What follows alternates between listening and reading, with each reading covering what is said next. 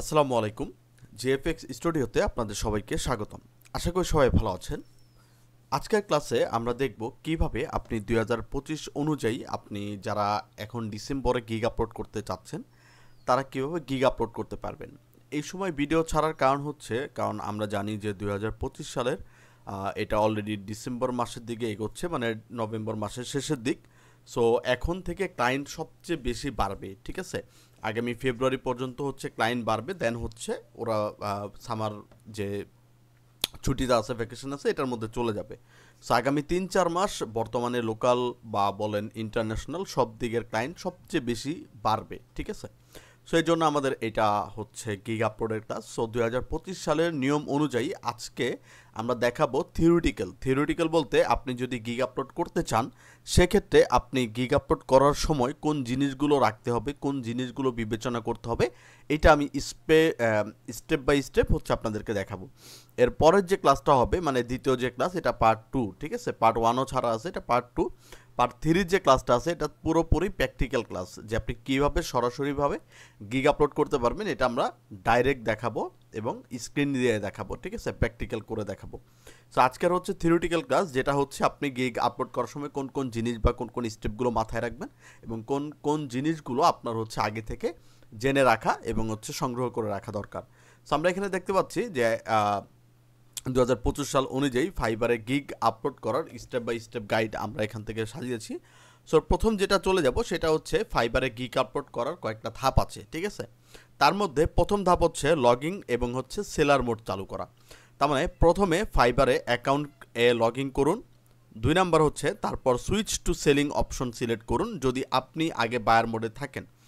3 number হচ্ছে আপনার মাই বিজনেসকে গিগে যান, দেন হচ্ছে ক্রিয়েটে নিউ গিগ ক্লিক করুন। তার মানে আপনি যদি আগে লগ ইন করে থাকেন সেক্ষেত্রে আপনার অ্যাকাউন্ট যদি সেলার মোডে না থাকে তাহলে সেটাকে সেলার মোডে নিয়ে আসা। সেটা কিভাবে করবেন? প্রথমে ফাইবারে গিয়ে একটা অ্যাকাউন্ট খুলতে হবে বা অ্যাকাউন্ট লগ ইন করতে হবে, তারপর সুইচ টু সেলিংয়ে গিয়ে এই অপশনটি চালু করতে হবে। তারপর বায়ার মোড থাকে, যদি আপনি বায়ার মোডেই থাকে, সর্বমোট যারা হচ্ছে লগ ইন করে তারা অলরেডি বায়ার মোডেই থাকে। সো দেন হচ্ছে আপনি কী করবেন, মাই বিজনেসে যাবেন, মাই বিজনেস থেকে গিগস থেকে ক্রিয়েট এ নিউ গিগে ক্লিক করবেন, তাহলে আপনার গিগ যে আপলোড করা সেটা প্রসেস শুরু হয়ে যাবে। 2 নম্বর হচ্ছে গিগ ওভারভিউ, মানে হচ্ছে নিয়মিত তথ্য দিন, যেটা হচ্ছে গিগ টাইটেল। তারপর হচ্ছে সাধারণত ফাইবার সাজেস্ট করে থাকে যেমন আই উইল দিয়ে শুরু করা হয়। সাপোজ আমি যদি ফাইবারে যাই, ফাইবারে গেলে যে এখানে দেখেন আমরা একটা গিগ দেখেছি, গিগের মধ্যে যে এটা দেখেন গিগ ওভারভিউ, ঠিক আছে, যে আই উইল ডু, টাইটেলের মধ্যে আছে কি আই উইল ডু। সো এইটা হচ্ছে কম্পালসারি থাকবে। আপনার কী করতে হবে, এই আই উইল ডু থেকে বাকি যে লাইনটা থাকবে এইটা হচ্ছে আপনার টাইটেল নেওয়া লাগবে। সো এখান থেকে আমরা দেখতে পাচ্ছি তারপর হচ্ছে একটি উপযুক্ত ক্যাটাগরি ও সাব ক্যাটাগরি বাছাই করুন, অর্থাৎ আপনি যেই সার্ভিস দিবেন সেটা সঠিক ক্যাটাগরিতে দিন। সাপোজ এখানে আমরা দেখতে পাচ্ছি যেমন উনি লোগো ডিজাইনের সার্ভিস দিচ্ছে, যে দেখেন উনি লোগো ডিজাইনের সার্ভিস দিচ্ছে। সো এখানে দেখেন ক্যাটাগরি কি, এই যে দেখেন এটা হচ্ছে হোম, মানে গ্রাফিক ডিজাইনে হচ্ছে ওনার ক্যাটাগরি, আর সাব ক্যাটাগরি হচ্ছে লোগো ডিজাইন। লোগো ডিজাইন কিন্তু ক্যাটাগরি না, লোগো ডিজাইন হচ্ছে কি সাব ক্যাটাগরি। তো সাপোজ আমি যদি এখান থেকে অন্য কোনো কাজে যাই, সাপোজ আমি যদি ডিজিটাল মার্কেটিংয়ে যাই, দেন ডিজিটাল মার্কেটিংয়ে সোশ্যাল মিডিয়া মার্কেটিংয়ে যাই, তাহলে দেখবেন আমি যদি কারো ইতে ঢুকি, তাহলে দেখেন আমি যদি এখানে ঢুকি, তাহলে দেখেন ডিজিটাল মার্কেটিং উনি যে সার্ভিসটা দিচ্ছে এটা হচ্ছে দেখেন সোশ্যাল মিডিয়া মার্কেটার। তাহলে দেখেন যে ডিজিটাল মার্কেটিং তার ক্যাটাগরি, সাব ক্যাটাগরি হচ্ছে সোশ্যাল মিডিয়া মার্কেটিং, তার সাব ক্যাটাগরি হচ্ছে অর্গ্যানিক সোশ্যাল প্রমোশন, ঠিক আছে। সো এইভাবে আপনার কী করতে হবে, আপনাকে করতে হবে ক্যাটাগরি এবং হচ্ছে সাব ক্যাটাগরি সাবমিশন করতে হবে, অথবা আপনাকে খুঁজে দিতে হবে বা আপনি ওই ক্যাটাগরিটাকে বাছাই করতে হবে। এরপরে সার্চ ট্যাগ বা অথবা কিওয়ার্ড দিন, মানে আপনি আপনার সার্ভিস কী অনুশীলন করছেন সে অনুযায়ী 3টা থেকে 5টা ট্যাগ দিন যাতে ক্লায়েন্ট আপনাকে খুঁজে পায়। সাপোজ আমি এখানে ফাইবারে আসলাম, আসার পর সাপোজ আমি এইখানে কি করব, আমি এখান থেকে সার্চ করব যে একজন ফটো এডিটর। সো আমি এখান থেকে কী করবো, PHOTO ফটো এডিটর। যখন আমি ফটো এডিটর লিখে সার্চ করব তখন এখান থেকে দেখেন এই যে লাইনগুলো বা যে সার্চগুলো আসতেছে এগুলো হচ্ছে কি আপনার হচ্ছে কিওয়ার্ড বা হচ্ছে ট্যাগ বলা হয়, ঠিক আছে। সো আমি যদি এখান থেকে ফটো এডিটর বা এআই ফটো এডিটর একটা ক্লিক করি, তাহলে এআই ফটো এডিটর দিয়ে যারা কাজ করতেছে বা যারা এই ট্যাগটা ইউজ করেছে তাদের সবার আইডি আমি এখানে পেয়ে যাব, ঠিক আছে। সো এরা যারা আছে এই যে ফটো এডিটর, এই যে এআই এডিটিং, ঠিক আছে, তো সবাই এই এআই বা এই ট্যাগটা নিয়ে কাজ করেছে সো এটা নিয়ে আমরা কাজ করতে পারি। যেমন এই যে এরপর আছে website development, colour correction, branding, restore old photo, এগুলো সব কিছুই হচ্ছে কি এক একটা ট্যাগ বা হচ্ছে হ্যাশট্যাগ, ঠিক আছে, বা কিওয়ার্ড বলতে পারেন। এরপরে আপনাকে সার্চ করতে হবে স্কোপ এবং হচ্ছে প্রাইজিং, মানে প্যাকেজ বা মূল্য সেট করা। যেমন হচ্ছে আপনি ফাইবারে আপনি সাধারণত 3 ধরনের প্যাকেজ দেখতে পারবেন, একটা হচ্ছে বেসিক, একটা হচ্ছে স্ট্যান্ডার্ড, আর একটা হচ্ছে প্রিমিয়াম। অবশ্যই আপনি চাইলে কেবল একটা ফ্ল্যাট রেট প্যাকেজও রাখতে পারেন। প্রতিটি প্যাকেজের ডেলিভারি টাইম, মানে কত দিনে কাজ শেষ করবেন, কত রিভিশন দেবেন, এসব ঠিক করুন। চাইলে গেগ এক্সট্রা অথবা হচ্ছে অতিরিক্ত সার্ভিস বা ফাস্ট ডেলিভারি বা অতিরিক্ত রিভিশন বা আপগ্রেডেড ফিচার্স যুক্ত করতে পারবেন।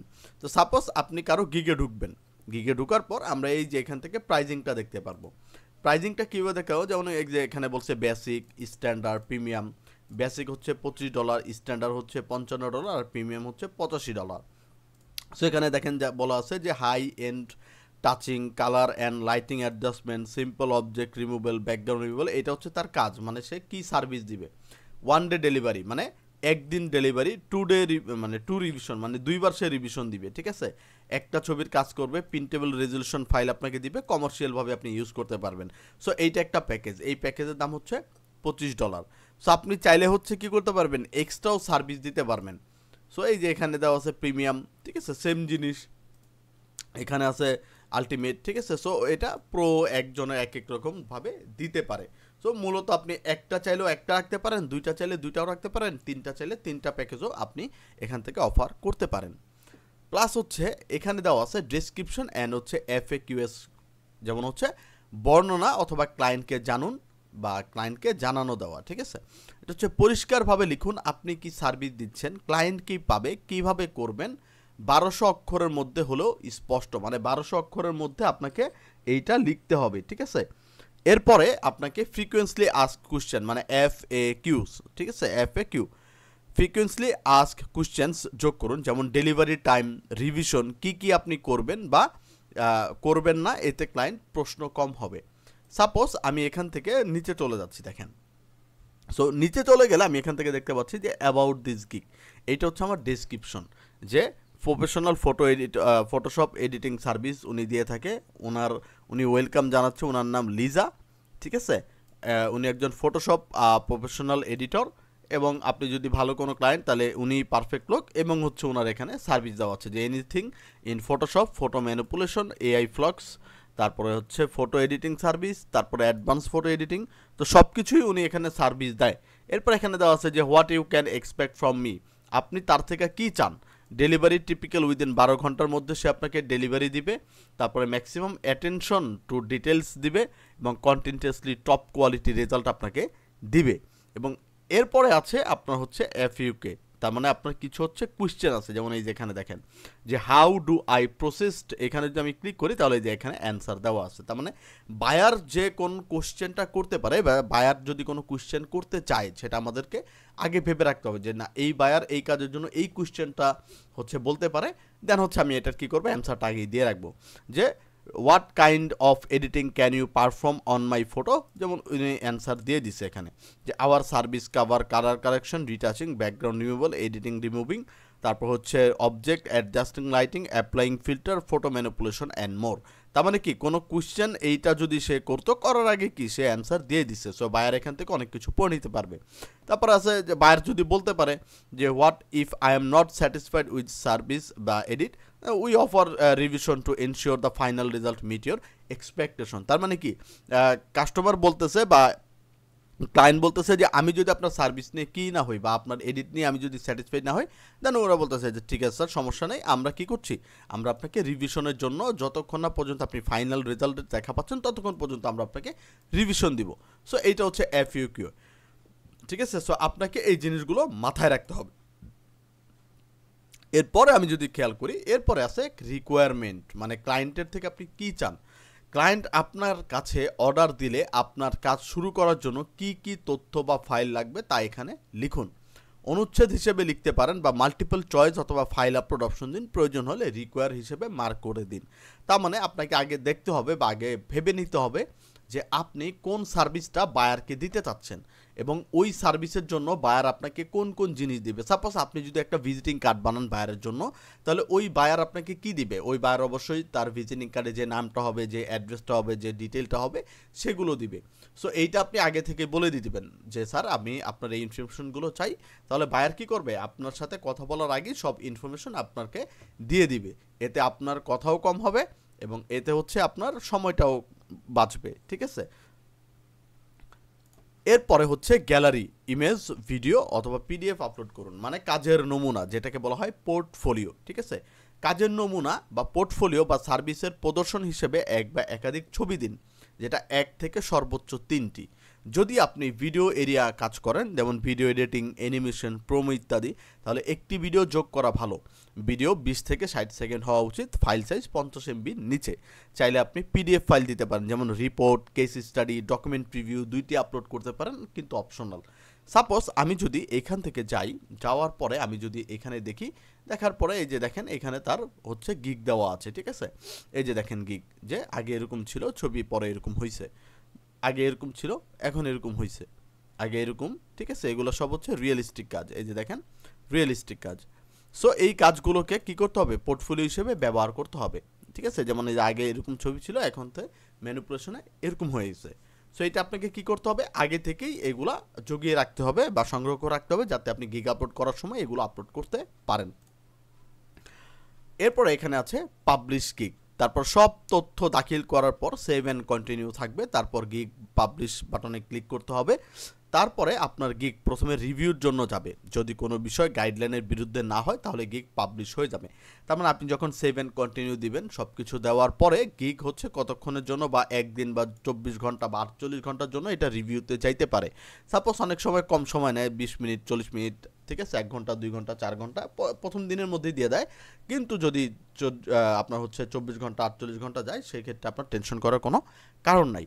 সো এই গিগটা যখন আপনার রিভিউ যাবে, রিভিউ থেকে অটোমেটিকভাবে আপনার এটা পাবলিশে চলে যাবে। এরপরে গিগ পাবলিশ করার পরে আপনার কি কাজটা করতে হবে? গিগ পাবলিশ করার পরে আপনার পরবর্তী যে কাজ অথবা টিপস, সেটা হচ্ছে গিগের টাইটেল, বর্ণনা, ট্যাগ সব জায়গায় উপযুক্ত কিওয়ার্ড দিবেন, অপটিমাইজ যাতে গিগ সার্চে উঠে আসে। হাই কোয়ালিটির ছবি বা হচ্ছে ভিডিও দিবেন, এটি গিগের প্রথম ইমপ্রেশন বাড়ায়। এবং প্রথম অর্ডার পেলে ভালো কাজ দিন, সময় মতো ডেলিভারি করুন, ভালো রিভিউ পাইলে গিগ র্যাঙ্ক এবং হচ্ছে ভবিষ্যতে অর্ডার সম্ভাবনা বেড়ে যায়। তাহলে এই ছিল আমাদের গিগ আপলোড করার স্টেপ বাই স্টেপ গাইড। ঠিক আছে, আমরা ইনশাল্লাহ আগামী ভিডিওতে দেখাবো যে কিভাবে আপনি প্র্যাকটিক্যালি একটি গিগ সাবমিট করতে পারবেন এবং সেই গিগটাকে র্যাঙ্কে আনতে পারবেন, এবং আপনি টাইটেল কিভাবে বানাবেন, আপনি ডেসক্রিপশন কিভাবে বানাবেন, আপনি তারপর হচ্ছে পোর্টফোলিও কীভাবে বানাবেন, সব কিছু আমরা ওই ক্লাসে ইনশাল্লাহ শেষ করে দিব। তাহলে এই ছিল আজকের আমাদের থিওরিটিক্যাল ক্লাস। যারা ভিডিওটি এখনও সাবস্ক্রাইব করেনি তারা খুব দ্রুত সাবস্ক্রাইব করে দিন, এবং এরকম আরও অনেক ভিডিও পেতে অবশ্যই আমাদের পাশে থাকবেন। যদি আপনাদের কোনো ভিডিও অনুযায়ী বা কোনো কোয়েশ্চেন থাকে সেটা আমাকে কমেন্ট করে জানাবেন, এবং প্র্যাকটিক্যাল ক্লাসটা বা প্র্যাকটিক্যাল ভিডিওটা আপনারা চান কিনা সেটাও আমাকে কমেন্ট করে জানাবেন। তাহলে এই ছিল আজকের ভিডিও, দেখা হবে নেক্সট ভিডিওতে। সবাই ভালো থাকবেন, সুস্থ থাকবেন। আসসালামু আলাইকুম।